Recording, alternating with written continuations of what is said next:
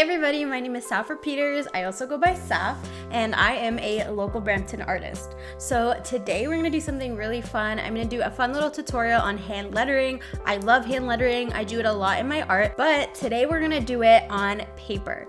So all you need are markers. These can be any type of markers. They can be Sharpies, they can be washable markers, they can be Crayola markers, literally anything, and a piece of paper. It can be a sketchbook or a loose leaf printer paper. I would probably recommend something without lines just so it doesn't distract from your artwork. So let's get into it. So the secret to this is there really is no pre-planning. I really want you to let go and have fun. So grab the marker and literally start drawing. And my trick of the trade is to just like be free flowing. I like to have my letters be wider at the bottoms and the ends, as you can see here.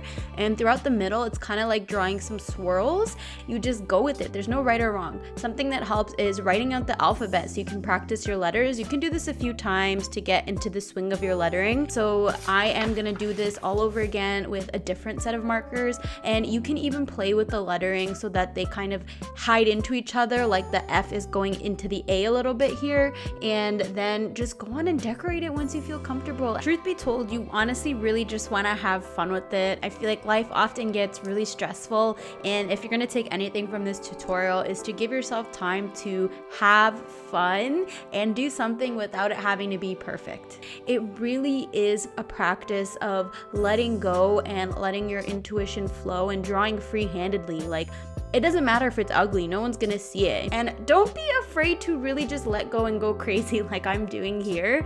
And it doesn't have to be lettering. Maybe you feel called to draw random shapes, and that's exactly what I did. I ended up going AWOL a little bit and going from lettering to just literally having fun and trying some fun little characters in lots of bold and bright colors.